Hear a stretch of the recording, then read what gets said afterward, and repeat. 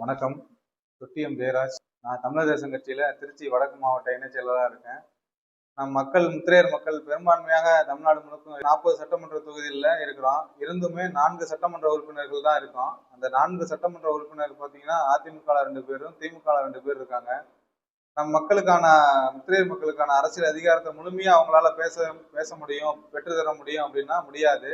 ஏன்னு கேட்டீங்கன்னா, இப்ப நம்ம வன்னியர் மக்கள் எப்படி வன்னியர் மக்களுக்காக பேசுகிறாங்களோ, விசிகா எப்படி பறையர் மக்களுக்காக பேசுகிறாங்களோ, அது மாதிரி முத்திரையர் மக்களுக்கான அரசியல் அதிகாரத்தை பேசணும், அப்படி பெற்றுத்தரணும் அப்படின்னா தமிழர் தேசம் கட்சியால மட்டும்தான் முடியும்.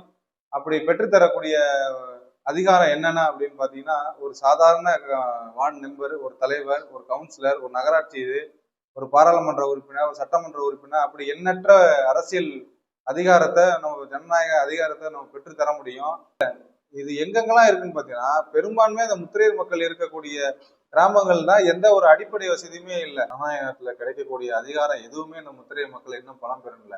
அதுக்கு எடுத்துக்காட்டா இன்னைக்கு தலைவர் மாநாடு சுற்றுப்பயணமா அழைப்புதல் வைக்கிறாங்க. ஒவ்வொரு கிராமமா நேரடியா போறாங்க. அந்த மக்கள் நேரடியா தலைவர்கிட்ட முறையிடுறாங்க. என்னன்னா, ஒரு தார் சாலை இல்லை, மின்விளக்கு இல்லை, ஒரு தொகுப்பு வீடு வசதி இல்லை, இன்னமுமே மக்கள் கூரை வீட்டுல தான் இருக்காங்க. அப்ப அரசாங்கத்தினுடைய சலுகைகள் இன்னமுமே சின்ன சின்ன விஷயங்கள் கூட கிடைக்கல. அப்ப நமக்கான அரசியல் அதிகாரம் மக்களுக்கு பேசக்கூடிய அதிகாரத்துல இருந்தா தானே, ஒரு வார்டு மெம்பரோ, ஒரு தலைவரோ, ஒரு சட்டமன்ற உறுப்பினரா இருந்தா தானே நம்ம மக்களுக்கான அரசியல் அதிகாரத்தை பெற்றுத்தர முடியும், அவங்களுக்கான சலுகைகளை பெற்றுத்தர முடியும். அந்த அடிப்படை வசதி கூட இல்லை. இப்ப இன்னொரு விஷயம் பாத்தீங்கன்னா, தலைவர் ஒரு பொண்ணு கேக்குறாங்க, ஏமா அவங்க கல்வி நின்று போச்சு அப்படின்னு கேக்குறாங்க.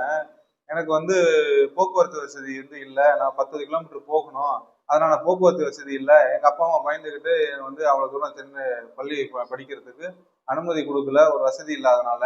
அப்ப நம்மளுடைய மக்கள் இன்னுமே கல்வி அறிவிலையும் சரி, பொருளாதாரத்திலையும் சரி, எந்த ஒரு அடிப்படை வசதியுமே இந்த அரசாங்கத்தினர் மூலியமா, இந்த ஆட்சியாளர் மூலியமா கிடைக்க கூடாதுன்னு இன்னும் நம்ம மக்களை வறுமையில வச்சிருக்காங்க.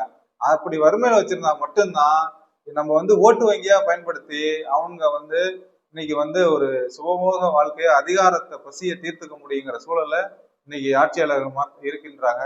அதெல்லாம் நம்ம மாத்தணும், அதிகாரத்தை பெறணும். அப்ப அந்த அதிகாரத்தை பெறக்கூடிய மாநாடாதான் வருகின்ற ஜனவரி முத்திரைகளின் அரசியல் அதிகார மீட்பு மாநாடா இருக்கும். தமிழர் தேசம் கட்சி தலைவர் அண்ணன் கே செல்வகுமார் தலைமையில நடைபெற இருக்கின்றது.